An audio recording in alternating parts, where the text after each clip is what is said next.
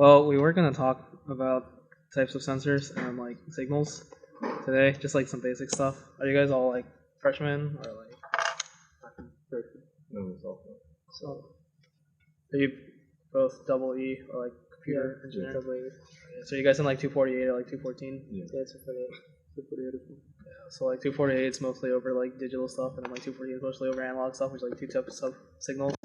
You know, like analog is variable output, so it's like like it can be any number really, but digital is mostly zeros and ones, and analog is mostly used in like circuit analysis and like voltage stuff, and then digital is mostly more on the computer side.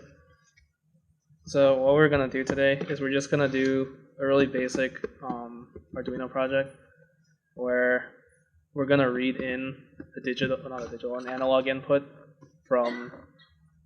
We're gonna make a voltage divider basically, and then we're gonna using a potentiometer, and then we're gonna take the output of that, and then we can make it so that it reads the voltage on our computers.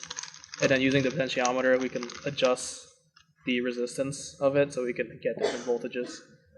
So do you guys have your laptop? Did you bring your laptops? Or is yours the one that didn't have like a USB? Yeah. You guys were you all here last time, so you already have the Arduino stuff installed? Yeah. This one.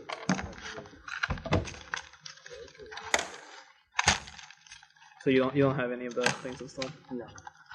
Okay, so if you go to arduino.cc,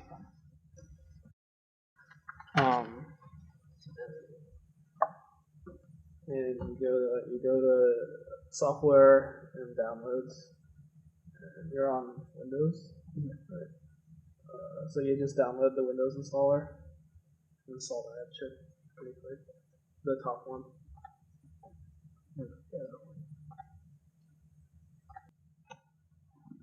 So is everyone good? It's theirs. So the kit should have a breadboard and then a potentiometer. The potentiometer is a 10K one, so it looks like this. It should have two prongs on one side and one on the other. There's a picture of it in the kit too.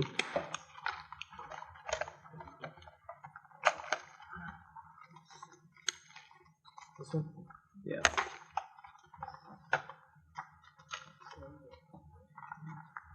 I think that's the one we supposed to do to. Yeah, so for these potentiometers, these two prongs are one is input, one is ground, and then the single one is your output.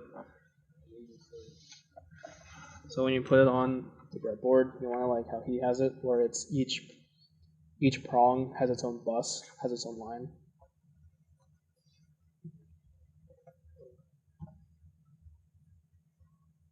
I think it's easier if you put it like over the middle.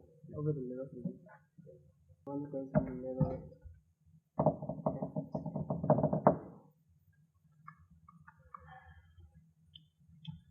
And then so you want to find a male-to-male wire so that you can connect on the side where it's two prong. You connect one to the 5-volt on the Arduino. You can see that there's power and there's analog in on the left side. So under power, you should see 5-volt.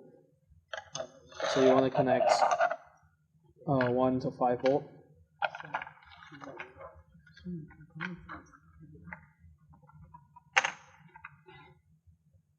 And then you want to connect it into the same row as one of the prongs on the two. But 5-volt is the. Well, you want to put it. What does a relay do? Huh? What does a relay do? A relay? Yeah, what does it do? Just out of curiosity. This thing? Yeah. No, 5 for you.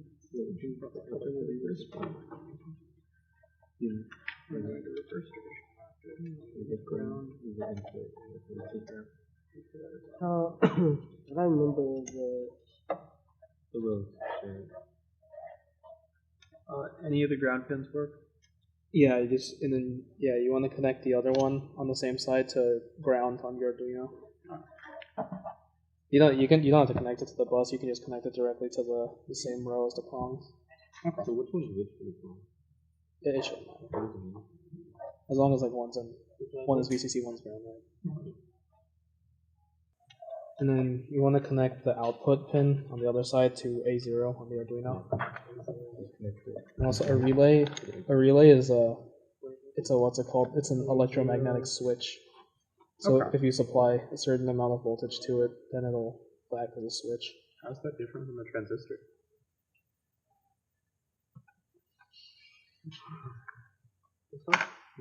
I'm assuming that it's like the way it functions is like if it goes over like a certain voltage, it'll either turn off or on kind of thing. Yeah. And then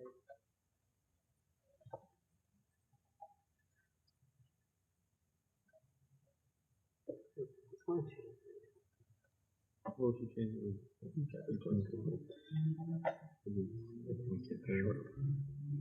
Yeah, so you see here how they have these analog in or has A0. You want to put the wire here. So for the code, and your setup is just gonna be well, I have it open here if you want to look at it. It's just gonna be serial.begin and then parentheses and then this 9600.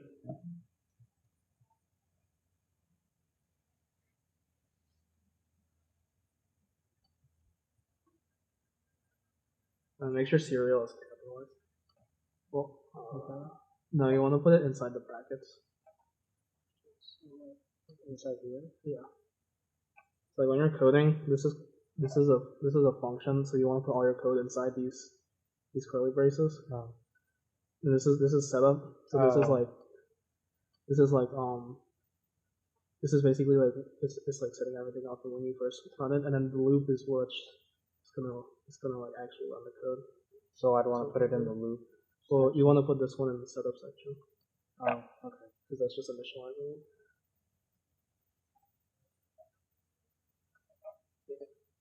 And then in loop, you're gonna want to initialize an integer that is gonna read from A0. So you can do like int. I think we just use sensor value. Sorry, what was it in setup? It's serial.begin 9600.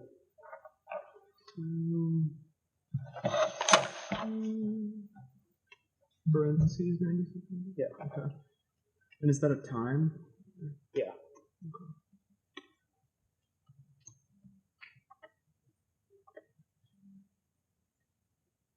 Yeah, and then in loop it's gonna be you're gonna set up an integer which will read the analog value from the potentiometer output, which is so you can just do like we just use sensor val, so just int sensor val is equal to, and then it's the function is called analog read, and then you do A0 because it's the port we're reading from. Lowercase a or uppercase a? Does it matter if it's uppercase or lowercase? Is it For your value, for your variable names? Yeah. Variable names, it shouldn't matter, but for analog read, it matters. Okay. Yeah, I meant for here, like if I did A0. Oh, that's not what I meant to do.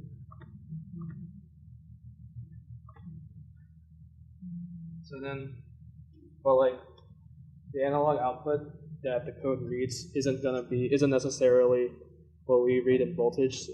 So the next line is us converting that analog value into the voltage. So we made another variable which is a float. We just call it voltage, and then it's sensor value times 5 divided by 1023. How do we obtain that formula? What is that formula derived from? Glenn, where did you get the formula from for the code? Glenn.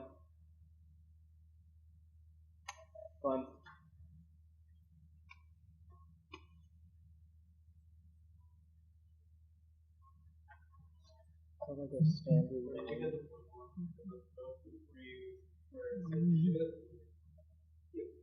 What should I call this?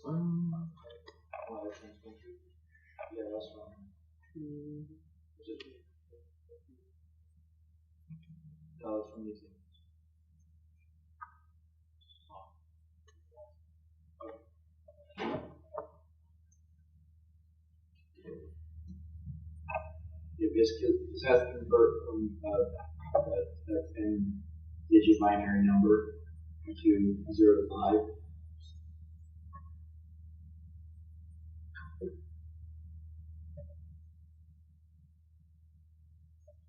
Oh, so is that where 1023 comes from? Like 2 to the 10th minus 1? Yeah, because it starts at 0. Okay. Yeah, so it stores it as 2 is a 10-digit binary number, and you're just converting the decimal value to a range between 0 and 5. Okay. I think that's what you're doing, right? Voltage divider. Yeah. I don't know. And you're just gonna print the output of the voltage using serial.println at the end. Okay. And I upload this and finagle with this. Yeah. Not printing anything. Well, you upload it, and then you have to open the serial monitor. And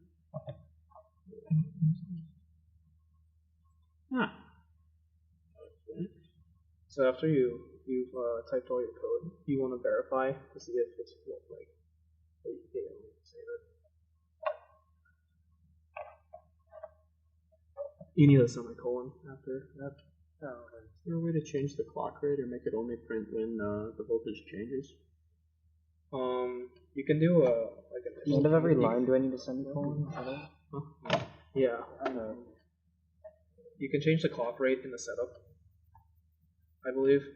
And then if for something where if you wanted to just print where it changes voltage, you can do you would have to add like an additional conditional loop probably. Like you can do like a while loop. So it's like it stores an old value and then it takes a new value.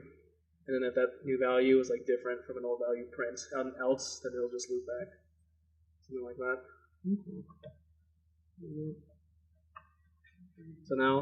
So like basically what this does is you take it takes in this input voltage and then this knob changes the resistance inside. So you can change the voltage output to like whatever you want basically. Based on like the resistance given by potential.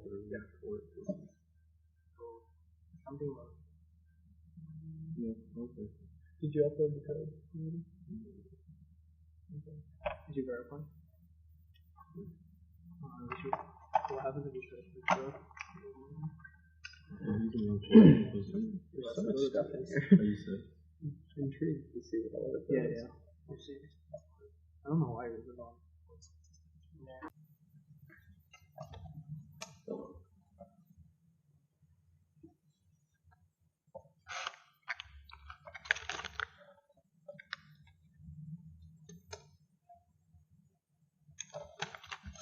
So it's just like pretty basic example, and then like you can add on more to it.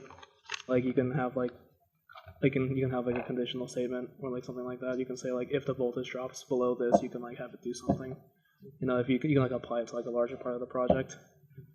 Like a pretty easy thing to do, I think, would be like you can attach an LED to like another port of the Arduino, and you can have it if like the voltage drops below like 3. Like you can turn the knob and the LED will turn on, something like that. And there's like a lot of different other kinds of sensors. Like there's like pressure sensors, so like if it detects like an analog input as like weight. And then I did research last summer, and we had to use like a temperature sensor to like, so like it basically like it reads temperature and it outputs a specific voltage depending on the temperature. And like what I had to do was like when the voltage drops a certain amount, because it was like a medical device that's like inside your body, so when it exits, there's like a temperature drop from the inside to outside your body, and it would transmit like a Bluetooth message, and it would like send data that it collected from about your internals. Yeah, there's like ultrasonic sensors, which are like it detects distance between. You guys didn't have to do the Lego project, did you? No, we didn't. Did you? Do you have like? You didn't have another project? I mean, for us, I think I didn't get it, but I know the project was like you had to code like the spread of a pathogen. You know, like what's it, like the game? Oh, like where it goes, Pandemic or something. Yeah, Pandemic. It's the same thing, but yeah, that was the project. Yeah, for us, we had to do like a bunch of Lego stuff, and we had to use a bunch of like sensors for that. Like we had to make a robot that it's like the ultrasonic sensor was like it's like it was like facing the table, so like it had to keep like we had to put it on the table, and if it like fell off, and then we got like points off. Oh, So it had to like keep going like forever.